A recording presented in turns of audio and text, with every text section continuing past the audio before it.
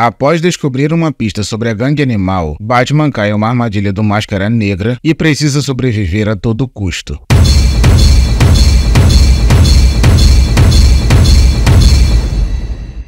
No dia da morte de seu pai, Bruce acabou ficando preso no recinto dos morcegos com o corpo de Thomas bloqueando a saída. E no momento em que tentava encontrar uma maneira de escapar, ele foi cercado e atacado pelos morcegos, e ficando marcado para sempre por essa experiência aterrorizante.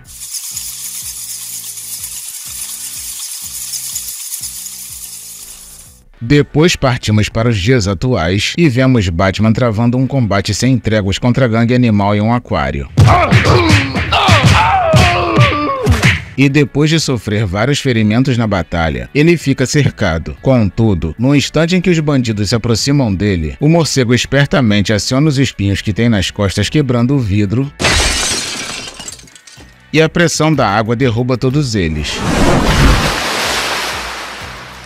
Em seguida, ele se prende no teto enquanto os marginais se levantam. Dessa forma, os bandoleiros dizem que ficarão esperando ele descer em algum momento. Entretanto, Batman joga uma composição química na água, transformando o líquido em um ácido hidroclorídrico.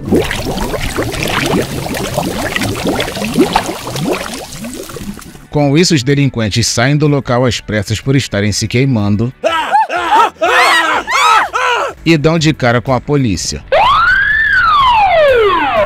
Depois o herói foge pela outra saída e escapa pelo bueiro. E enquanto os dias passam, Alfred Pennyworth continua observando o herói. Desse modo, ficamos sabendo que, além de vigiá-lo, o agente o ajuda de forma furtiva, adicionando proteções de vigilância. E de acordo com as informações, Batman tem vários esconderijos espalhados por toda a cidade. E quando ele não está fantasiado, sua rotina é extremamente rígida e solitária. Ele trabalha nas construções e some nas sombras. E durante as semanas combatendo a gangue animal, ele quebrou a rotina apenas uma vez para visitar um sujeito na penitenciária Blackgate, o assassino de seu pai, Joseph Till. E depois do Alfred ser obrigado a abandonar as proteções ao Batman por ordem de seu superior por considerar o morcego volúvel, ele tenta argumentar dizendo que as ações dele o ajudam a saber mais sobre Sionis, mas não adianta. Dessa forma, a gangue animal consegue achar um dos refúgios do herói, que fica em um terraço em um prédio que o Alfred também conhecia, mas Bruce, que já estava esperando por aquilo, destrói os andares superiores do prédio, transformando a torre em uma imagem sombria de fogo de seu próprio capuz.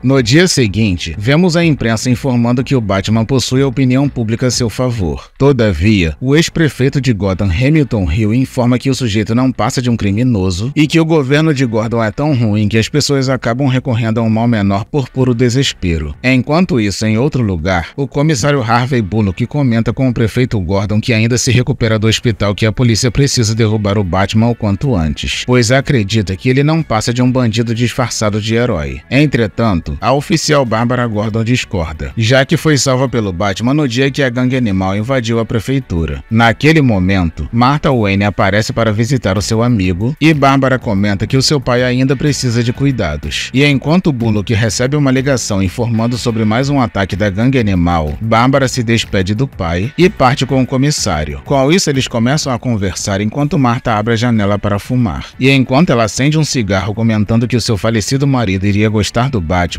Gordon diz que também gosta do Justiceiro e comenta que sempre pensa no dia em que o Thomas morreu. Desse modo, ele lembra do dia em que entrou no recinto dos morcegos depois que ele tomou um tiro. E quando percebemos vários bichos em volta do pequeno Bruce, o garoto grita e Gordon o ajuda. E quando voltamos ao presente, Gordon pergunta como o rapaz está e Martha responde que não sabe, pois seu filho mudou muito desde a morte do pai. Com isso, vemos mais um flashback e Bárbara informa para o Bruce que os amigos dele estão lá. E ele pede para ela mandá-los embora enquanto segura sua medalha que ganhou das Olimpíadas. E enquanto vemos as crianças esperando por ele, Martha insiste para o Bruce receber os amigos e ele, de forma grosseira, manda deixá-lo em paz. E no instante em que ela atende o pedido do filho muito triste, Bruce, que estava chorando, joga sua medalha pela janela, pois se sentia culpado pela morte do pai por ele ter morrido no dia do passeio de recompensa por ter vencido as Olimpíadas de Ciência. Pouco tempo depois, Bruce surge no pôquer dos amigos depois de um tempo sem aparecer.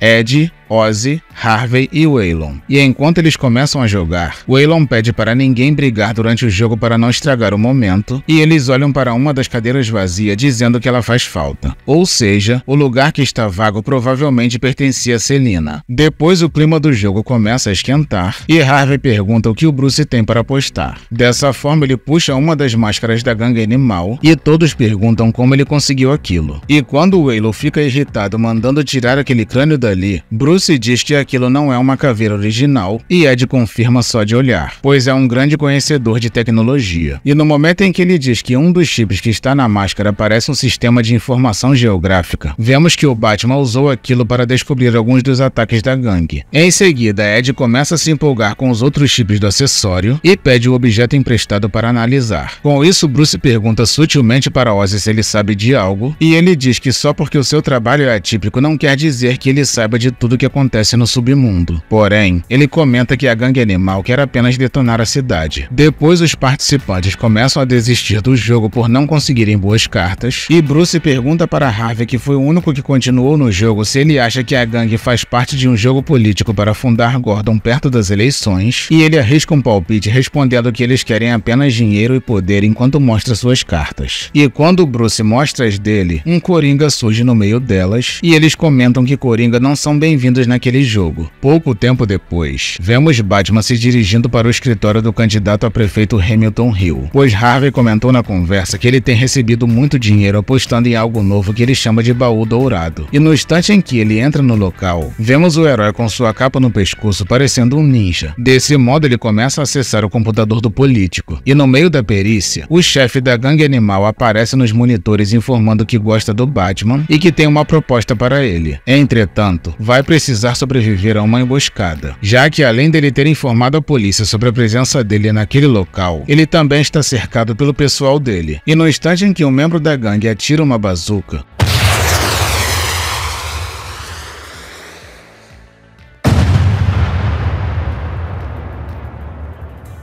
Batman, que já estava preparado para aquilo, parte para o elevador do prédio.